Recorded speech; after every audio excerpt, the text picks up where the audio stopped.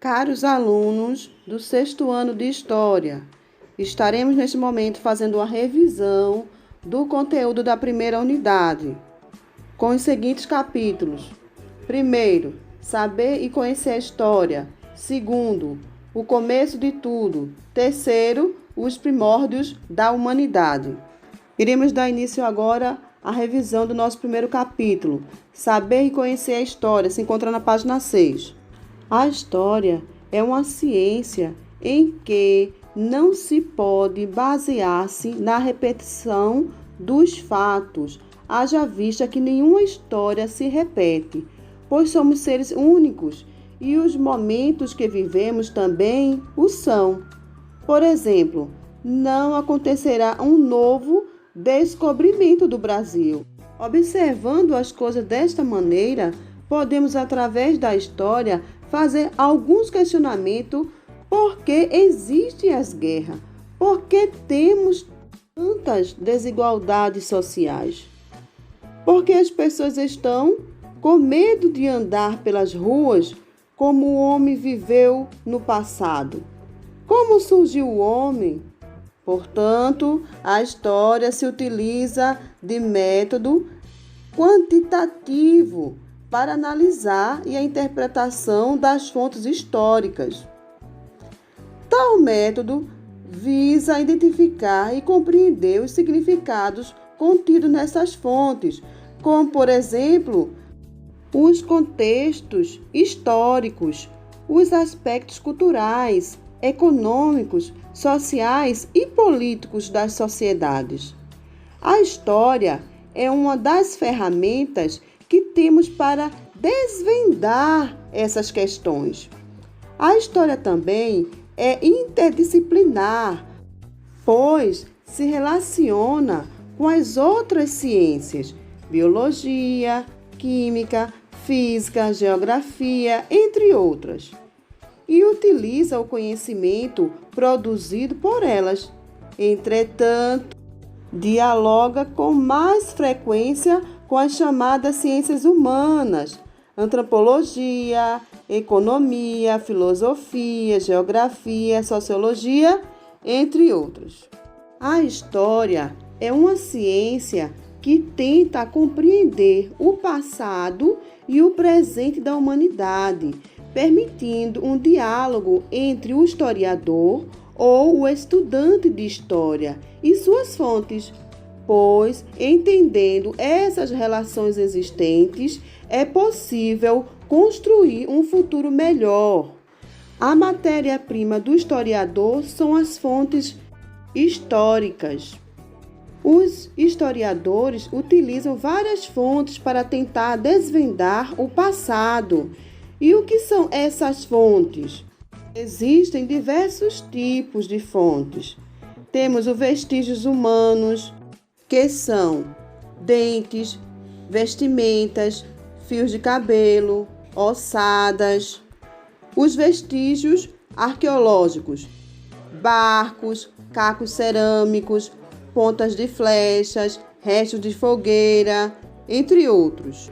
Cultura imaterial, a língua, danças, tradições, canções, festividades, culinária. Cultura material, construções, utensílios domésticos, vestuários, brinquedos. Escritas documental, cartas, manuscritos, documentos governamentais, que são na leis, decretos, ofícios, entre outros. Também temos jornais, inscrições em pedras ou metal. Já o documento histórico seria todo o material produzido em determinado período, que possa auxiliar o historiador em uma análise. Como exemplo, temos o documento governamentais, utensílios, várias formas de expressão textual, pintura, entre outros. Já as fontes primárias. Uma fonte primária é uma fonte de informação original, criada no período em estudo. Temos também as fontes secundárias. São todos os trabalhos que se baseiam em uma fonte original ou primária. Sua principal característica é o fato de não produzir algo original. Temos também fontes imagéticas. Trata-se das imagens ou pinturas produzidas em uma determinada época, de valor artístico, mas que revelam aspecto do cotidiano de uma sociedade em um tempo datado. Elas podem ser fotografias, pinturas em superfícies, tecido, papel ou em paredes, estátuas ou gravuras feitas em pedras ou metais. Fontes orais correspondem aos relatos de pessoas que testemunharam e vivenciaram um determinado evento ou guardaram em suas memórias as tradições culturais de um povo. E tem como objetivo a ser investigado são as memórias individuais e coletivas, e como elas representam o passado, ou seja, como a memória guarda e conta os fatos. Fontes cartográficas são as fontes que trazem os mapas produzidos em diferentes épocas, nos quais uma parte ou toda a superfície terrestre foi representada. Em geral, são mapas de valor histórico, pois representaram terras recém-descobertas para a exploração e ensinavam as rotas terrestres e marítimas usadas para chegar nesses locais. Também identificaram as áreas urbanas das cidades e os seus lugares ou as extensões territoriais de um país com as suas respectivas fronteiras. Fontes audiovisuais são gravações de áudio ou vídeos feitas em uma dada época. Elas podem ser uma entrevista, um documentário, uma reportagem, um filme ou uma gravação caseira que possua um valor histórico e cultural. Contatos sociais. Os primeiros homens perceberam que manter contato com outros indivíduos de sua espécie era fundamental para a sua sobrevivência, ou seja, era necessário interagir para não morrer no isolamento. Seguindo esse raciocínio, podemos concluir que o primeiro ato histórico do homem tinha o propósito de atender às próprias necessidades. A partir disso, ele começou a se relacionar com os outros, buscando cada vez mais se satisfazer. Os contatos sociais se configuram como o primeiro passo para qualquer associação humana, pois a convivência pressupõe uma variedade de formas de contato. É a base da vida social. Os contatos sociais se apresentam de duas formas, primárias e secundárias. A primária são contatos pessoais diretos, baseados em laços de afetividade, ou seja, têm forte base emocional. São exemplos, esse tipo de contato, a família e os amigos. Já a secundária são os contatos impessoais, calculados e formais. São interações utilitárias com pessoas com as quais não temos um laço emocional, como ocorre entre o funcionário de um banco e os clientes que ele atende. A relação passado-presente é extremamente importante. Lembre-se que de muitas questões do presente estão relacionadas ao nosso passado. Muitas experiências passadas nos servem de exemplo, seja para não repetirmos nossos erros, seja para nos basearmos nos acertos. O tempo, assim como sua medição, é uma construção histórica, portanto humana. Existem várias sociedades com culturas e perspectivas diferentes. O nosso modelo de medição do tempo é semelhante ao modelo europeu ocidental. Provavelmente, um povo africano ou um povo indígena na região amazônica utilizam outra forma de medir o tempo, possivelmente através da natureza em vez do relógio. Você encontrará com frequência nos livros de história a denominação do século. Século tem 100 anos ou 10 décadas. Uma década é uma soma de 10 anos e o milênio 1000 anos. O início de cada século é marcado da seguinte forma: de 1 a 100 é igual ao século 1, de 101 a 200, século 2, de 201 a 300, século 3. Em geral, a história está dividida em vários períodos, marcados por grandes acontecimentos que significaram mudanças na vida de muitas pessoas. Um dos mais importantes para a civilização ocidental foi o nascimento de Jesus Cristo, que divide o tempo histórico em antes de Cristo e depois de Cristo, com as seguintes siglas: AD, antes de Cristo, DC, depois de Cristo. Esse acontecimento marca o ano 1 do nosso calendário. A história da humanidade foi dividida em períodos. Essa visão de tempo é de tradição europeia e, por isso, não pode englobar outras culturas que possuem a sua própria visão de tempo. Para a cultura ocidental europeia, a história está dividida em pré-história, idade antiga, idade média, idade moderna e idade contemporânea. No caso do Brasil, onde a cultura europeia se faz presente, essa divisão permanece em uso. No período da Idade Antiga, as civilizações desenvolveram calendários para a contagem dos dias e meses ao longo de um ano. Os calendários tinham funções econômicas, agricultura e religiosa, culto aos deuses.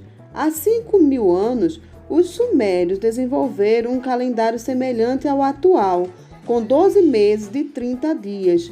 Na Babilônia, há 4.000 anos, desenvolveram um calendário com 12 meses lunares, que se alternavam entre 29 ou 30 dias. Os calendários mais antigos e ainda em uso são os calendários lunar, baseado nas fases da Lua, e o calendário solar, baseado na volta completa que a Terra dá em torno do Sol, também chamado de movimento de translação. O calendário solar mais antigo e conhecido até o momento foi criado pela civilização egípcia na antiguidade. Os egípcios antigos perceberam que depois de 365 dias corridos, o Sol se aproximava da estrela Sírius, um fenômeno que se repetia sempre na época das inundações do rio Nilo. Devido à sua facilidade de uso, o calendário solar egípcio foi propagado pelo mundo antigo, alcançando a Grécia e a cidade de Roma. Evidentemente, os sumérios, babilônios e os egípcios tinham outra forma para denominar os seus calendários, porém o termo calendário permaneceu. O nosso atual calendário gregoriano, foi criado no século XIV, da era cristã, pelo Papa Gregório XIII. quando foi proposta a reformulação do antigo calendário romano para fins astronômicos. O Concílio de Trento, em 1545 a 1563, alterou o calendário romano, passando-se a acrescentar a cada 4 anos um dia a mais do mês de fevereiro, dia 29. Assim, surgiu o ano bissexto, com 366 dias. É interessante salientar que hebreus, chineses e muçulmanos têm calendários próprios. Cada povo e cultura lidam com o tempo da sua maneira, o que não quer dizer que sejam atrasados ou avançados. Precisamos respeitar as diferenças. Mas o que provoca as mudanças sociais? Bem, elas podem ser causadas por diversos fatores. Entre eles temos os fatores geográficos. As pessoas migram de uma região para outra por uma questão de falta de adaptação às condições geográficas, como clima ou solo. Isso foi muito comum nas décadas de 1940 e 1950, quando o êxodo rural mudou a característica demográfica do Brasil, passando a haver mais pessoas na cidade que no campo. Fatores econômicos. O desenvolvimento econômico contribuiu para as mudanças, por exemplo, a Revolução Industrial, ou até mesmo uma maior oferta de emprego provoca alterações na sociedade. Outro exemplo é a passagem de uma classe social para outra. Fatores sociais. Conflitos sociais entre classes também podem gerar mudanças. Na França, no século XVIII, burgueses, camponeses e trabalhadores urbanos lutaram contra o regime absolutista, conseguindo mudar a estrutura política do país. Fatores culturais. Em alguns momentos, as mudanças podem trazer consigo o surgimento de uma nova crença social, ou seja, uma nova forma de enxergar o mundo, como quando surgiu o cristianismo ou o islamismo. Essa mudança pode ocorrer de forma pacífica ou violenta. Dito isto, concluímos com a revisão do primeiro capítulo de História. Agora iremos para o nosso próximo capítulo, que se encontra na página 17, com o seguinte título: O Começo de Tudo. Muitas teorias foram elaboradas sobre o surgimento da Terra e do Universo.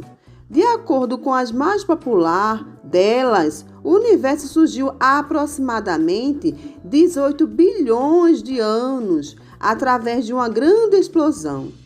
Essa concepção ficou conhecida como Big Bang.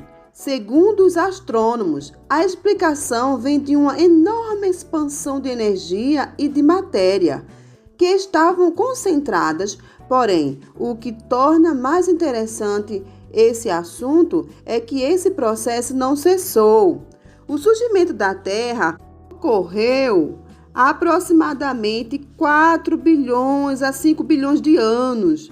A princípio, ela era uma espécie de grande bola de fogo, apenas uma massa incandescente em que qualquer forma de vida seria impossível de existir. Segundo alguns pesquisadores, passou-se mais de 1 bilhão de anos para que as primeiras formas de vida surgissem. Esse fato se deve ao processo de resfriamento. Já para outros, essas formas de vida surgiram há cerca de 3 bilhões a 5 bilhões de anos. Em todo caso, eram organismos simples, unicelulares, e necessitavam de habitat líquido para sobreviver. Aos poucos, essa molécula passaram por mudanças, evoluindo para organismos pluricelulares, até se tornarem seres mais complexos. Os peixes, por exemplo.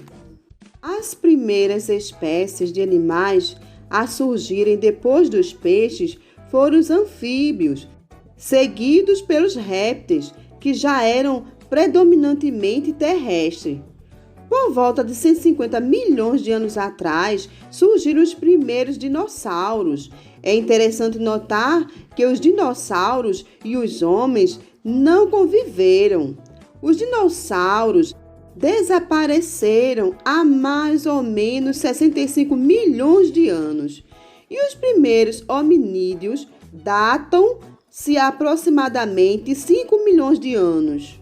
Temos outras teorias, como criacionista. O criacionismo vê Deus como criador de todas as coisas.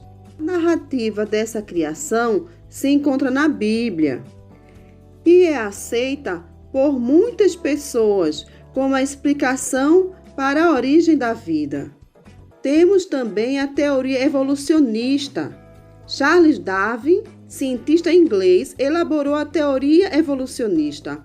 Após seus estudos, ele concluiu que todas as espécies conhecidas tiveram sua origem no passado, quando seus ancestrais conseguiram sobreviver adaptando-se às mudanças do meio, ou seja, evoluindo.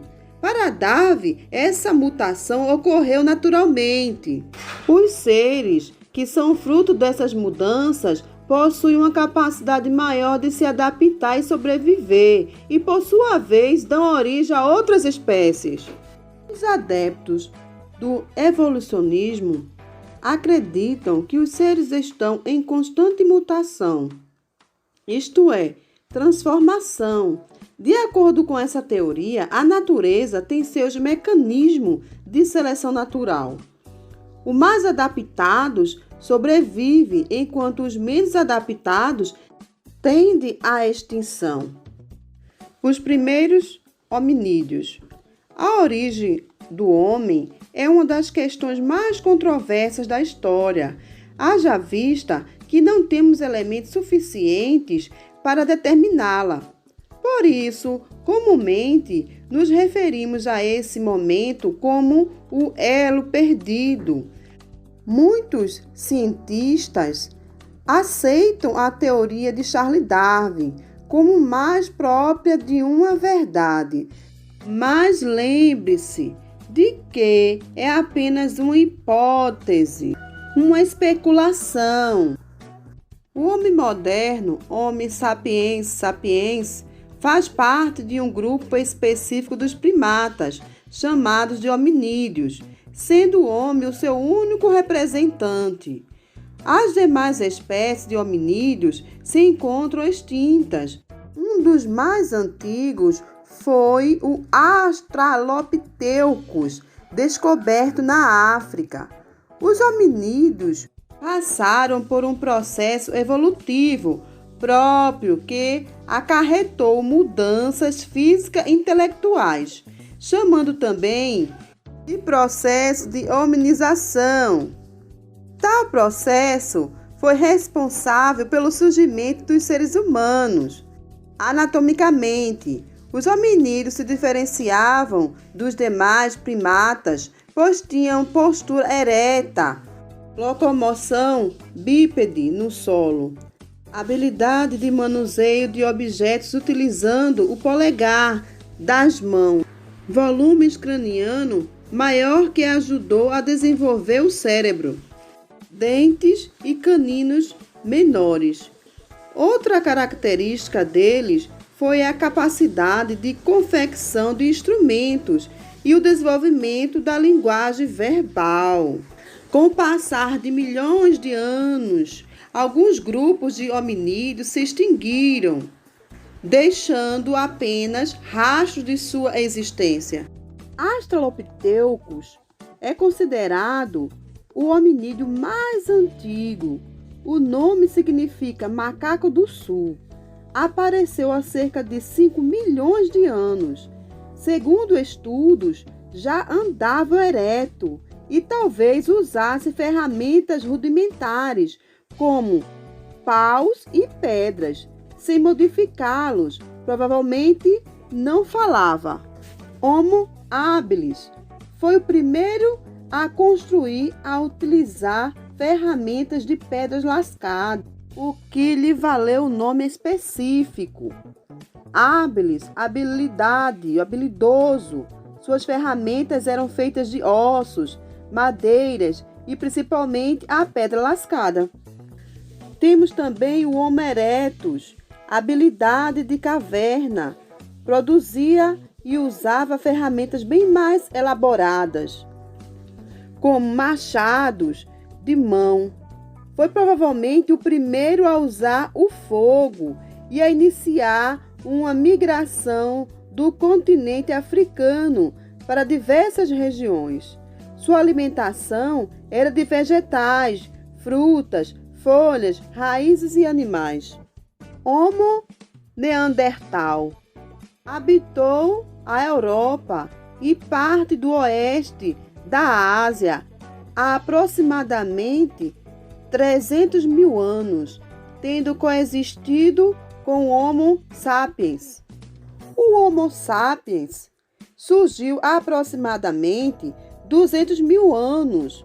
Os membros dessa espécie têm um cérebro altamente desenvolvido, com inúmeras capacidades, como o raciocínio abstrato, a linguagem, a introspecção e a resolução de problemas de alta complexidade. Os primeiros homens da América. Para muitos estudiosos, a origem do homem americano está intimamente ligado ao continente asiático. O homem americano possui uma aparência semelhante à dos povos que viviam na Ásia. Do Estreito de Bering, no noroeste, à Terra do Fogo, no extremo sul. Tudo o que se sabe dos primitivos habitantes do continente parece confirmar essa hipótese. Os primeiros homens que chegaram à América eram caçadores e coletores nômades. Vieram para o nosso continente como parte de um processo de migração que já estava ocorrendo no Velho Mundo e que começou na África, passando pela Europa, Ásia e Oceania. Os novos habitantes da América viviam em pequenos bandos, provavelmente compostos de famílias aparentadas.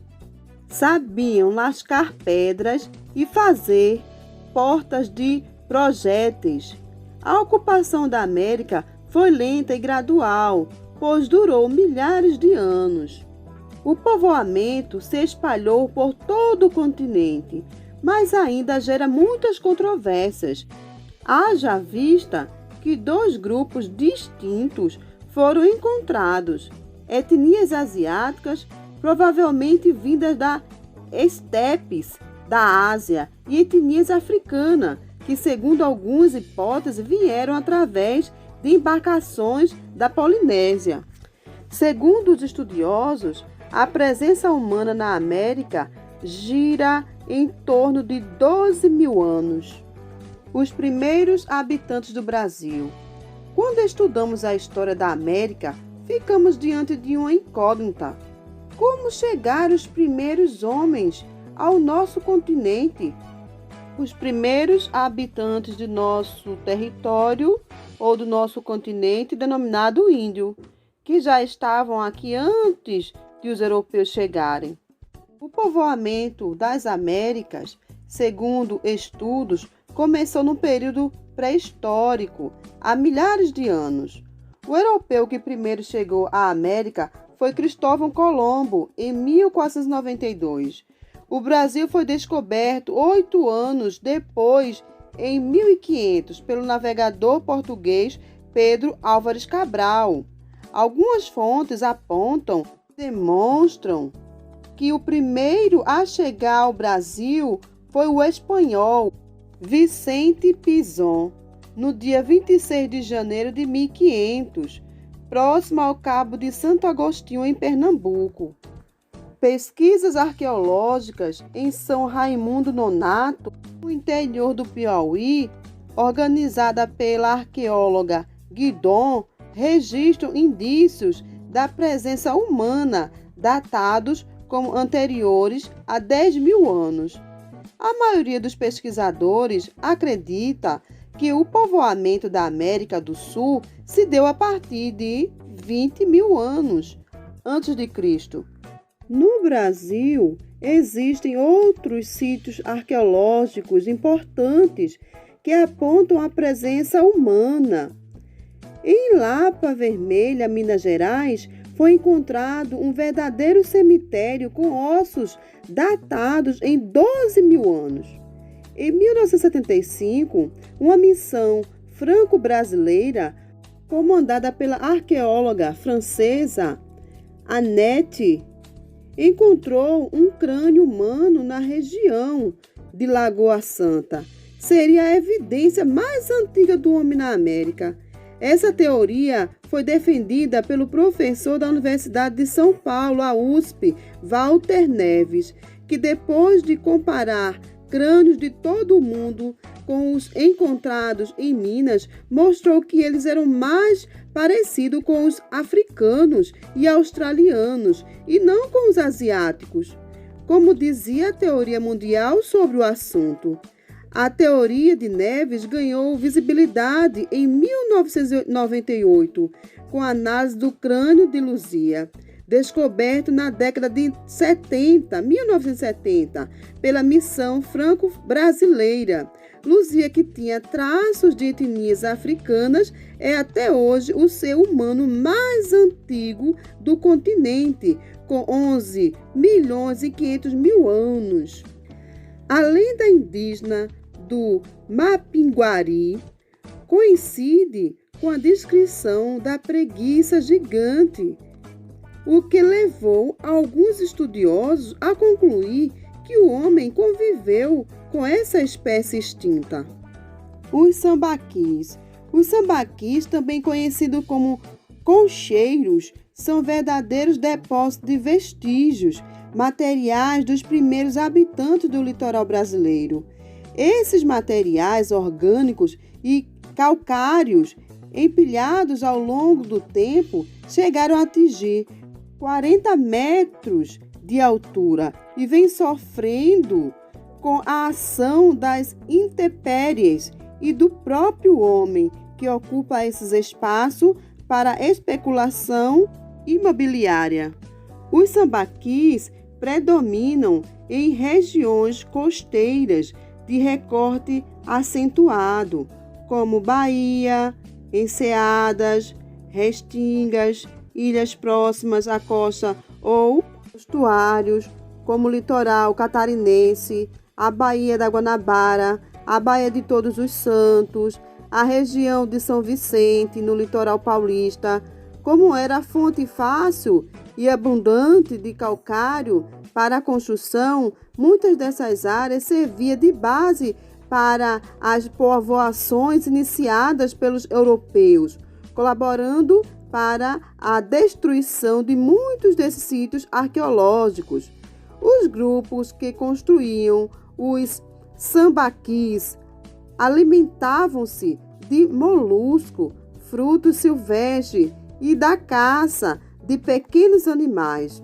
A análise química revela que sua dieta era farta também em peixe, o que permite concluir que, embora representassem uma cultura tipicamente de pescadores-coletores, também poderiam levar uma vida de hábitos sedentários.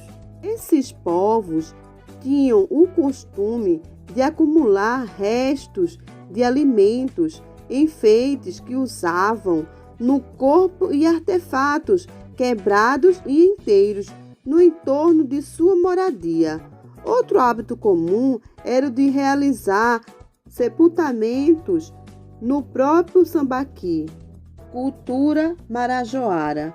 A cultura marajoara começou a ser estudada no final do século XIX, quando viajantes e naturalistas tomaram conhecimento da cerâmica funerária que era encontrada em grandes aterros artificiais. Hoje, entende-se que a cultura marajoara originou-se localmente a partir de um processo de mudança cultural que ocorreu entre as comunidades que já habitavam a ilha há 3.500 anos. Caros alunos, concluímos com isto a revisão do nosso segundo capítulo de História da primeira unidade. Iremos agora para nosso terceiro e último capítulo de revisão. Os primórdios da humanidade se encontra na página 31. Entre os historiadores, existem algumas divergências em relação ao termo pré-história. Os mais tradicionais afirmam que a história só havia começado após o surgimento da escrita.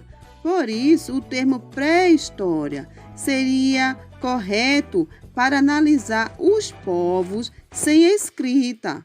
No entanto, essa concepção trouxe consigo certo preconceito em relação aos povos ágrafos, pois existe a noção de que, para se ter história, é necessário ter escrita.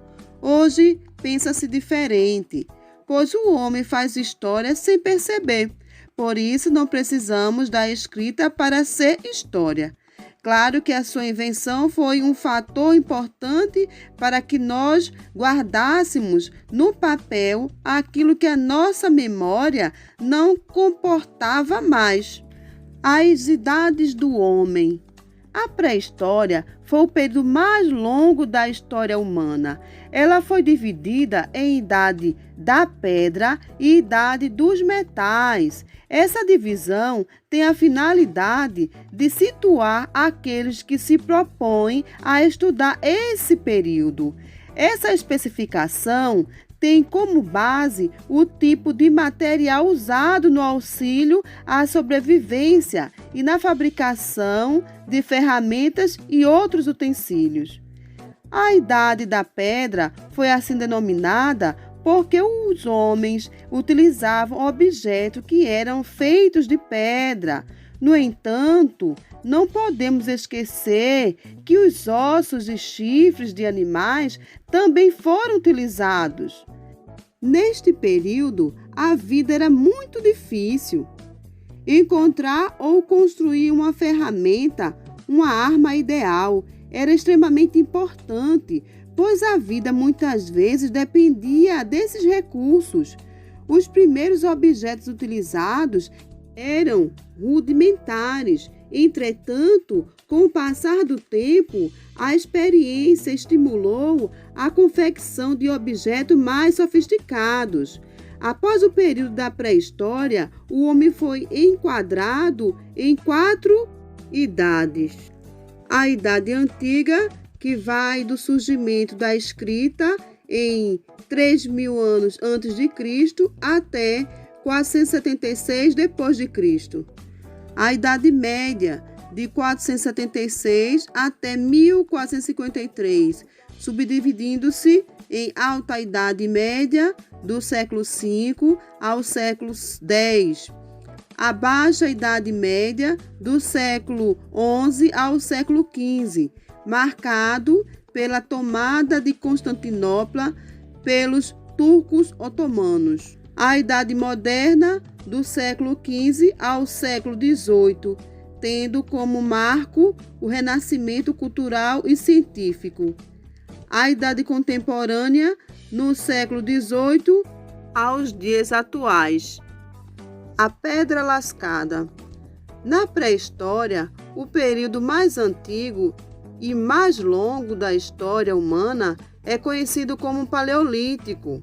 O termo pedra lascada refere-se ao período que se estende por aproximadamente 4 a 5 milhões de anos antes de Cristo, quando surgiram os primeiros ancestrais do homem, que passaram a circular com mais frequência pelo continente africano, pois na África que temos os vestígios dos nossos ancestrais mais antigos. Esse período durou até cerca de 10.000 anos antes de Cristo. Os objetos produzidos eram artefatos feitos com auxílio de pedras lascadas e confeccionados primeiramente em ossos e madeiras, depois em pedras e marfim. Usavam um machado de pedra para cortar e esmagar os alimentos, para se defender e fazer furos. As lascas eram aproveitadas para fabricar objetos cortantes, daí o Paleolítico ter ficado também conhecido como período ou idade da pedra lascada. Nesse período, os homens eram nômades e viviam da caça e da coleta de frutos e raízes. Como a necessidade era crescente, eles precisavam se deslocar constantemente em busca de alimentos. Desenvolveram os primeiros instrumentos de caça e dominaram o uso do fogo. É interessante observar que levou-se aproximadamente 300 mil anos entre a descoberta do fogo, 500 mil anos antes de Cristo, e o seu domínio 200 mil anos antes de Cristo. Nessa época, a temperatura era muito baixa, obrigando os homens e outros animais a viver em cavernas. Os hominídeos surgiram no Paleolítico. Foram os Australopithecus, os Homo habilis e os Homo erectus. A pedra polida. Na pré-história, Neolítico ou período da pedra polida é um período relativamente curto que levou o homem a um desenvolvimento significativo em sua vida social, política e econômica. Esse período vai de 10.000 a.C. até aproximadamente 5.000 a.C., dando lugar à Idade dos Metais. Os grupos caçadores e coletores passaram a ter muitas dificuldades de locomoção, em razão da última glaciação. Os homens saíam para caçar, enquanto as mulheres ficavam cuidando de certos afazeres domésticos. Elas também procuravam frutos e raízes próximos aos locais onde estavam morando. Ficar perto dos rios era uma forma de garantir a sobrevivência. Muitos animais passaram a conviver com o homem sendo domesticados, e quanto mais o grupo passou a ficar em uma mesma região, tendo uma vida sedentária, mais possibilidade de alimentação surgia. Segundo alguns pesquisadores, a prática da agricultura veio desse momento, pois muitas sementes caíam em solo e começavam a brotar. A partir desse momento, o homem percebeu que não precisava mais sair para caçar, pois tinha animais domesticados, nem para colher fruto e raízes, pois eles brotavam perto de suas cabanas. O trabalho passou a ser socialmente dividido entre homens e mulheres. Cada grupo ficou responsável por determinada atividade. Os homens cuidavam da segurança, caça e pesca, enquanto as mulheres plantavam, colhiam e educavam os filhos. A fabricação de tecidos grosseiros começou nesse momento. As peles de animais foram aos poucos substituídas, pois dificultavam a caça e muitas outras atividades por causa do seu peso. Passou-se a usar roupas de tecido de lã, linho e algodão, mais confortáveis e leves. A tecnologia utilizada pelos homens do período neolítico começou a melhorar a qualidade de vida. A utilização da cerâmica foi extremamente importante para o armazenamento de líquidos e alimentos. A idade dos metais. A descoberta e a utilização dos metais facilitaram muito a vida dos homens da antiguidade. O primeiro metal a ser descoberto foi o cobre, por volta de 5.000 anos antes de Cristo. Armas, ferramentas, utensílios feitos de cobre acabaram suprindo os materiais anteriores, feitos de pedra, marfins, ossos e madeiras. Por volta de 3.500 anos antes de Cristo, misturaram o cobre ao estanho, surgindo uma liga metálica mais resistente, o bronze. Por essa característica, o bronze foi muito utilizado na fabricação de armas e utensílios para combate, como lanças, espadas, escudos e capacetes.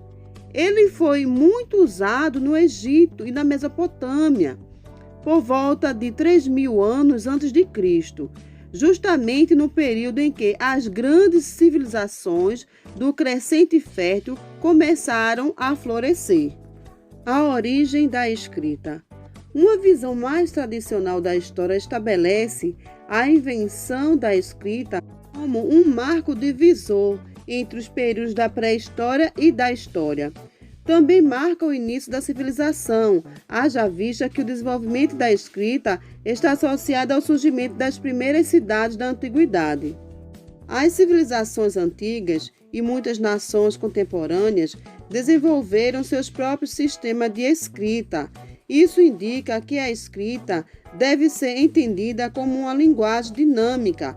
Ela também evoluiu junto com a humanidade.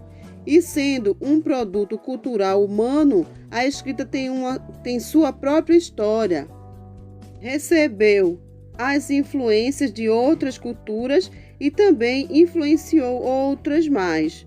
Assim como nos dias atuais, na antiguidade existiam diferentes escritas, mas com características em comum. Essas características podem ser agrupadas em 3 tipos de escrita. Escrita pictográfica consiste em transmitir uma ideia, um conceito ou um objeto através de um desenho, símbolo, figurativo e estilizado. Escrita ideográfica trata-se de um sistema de escrita que utiliza os ideogramas, que consistem em símbolos gráficos ou desenhos que formam caracteres separados a fim de representar objetos, ideias ou palavras completas, associados à pronúncia desses símbolos no seu idioma de origem. Escrita alfabética e fonética consiste na representação dos sons de determinada língua pelas letras do seu alfabeto. Os tipos de escrita mais conhecidos e desenvolvidos pela civilização da antiguidade foram a escrita cuneiforme, inventada pelos sumérios com finalidades comerciais. Inicialmente, era uma escrita pictográfica que, com o passar do tempo, se transformou em silábica, com caracteres gravados em forma de cunhas sobre tabletes de argila. Os hieróglifos foram inventados pelos egípcios com finalidades religiosas. Era uma escrita com caracteres pictóricas e ideográficas. Era acompanhada por desenhos ou gravuras representando pessoas em situações específicas. O alfabeto fenício era criado pelos fenícios para finalidades comerciais. Era um sistema de escrita cujos caracteres representavam sons das sílabas da língua falada pelos fenícios. Uma escrita de fácil aprendizagem que influenciou o alfabeto grego e latino. O alfabeto grego, adaptação do alfabeto fenício, cujos sinais gráficos representavam os sons das vogais e consoantes da língua grega, utilizado em vários aspectos da vida dos gregos antigos. Posteriormente, os romanos adotaram esses alfabetos com modificações pontuais na grafia das letras. Dito isto, concluímos com a revisão da nossa primeira unidade de História do 6º ano.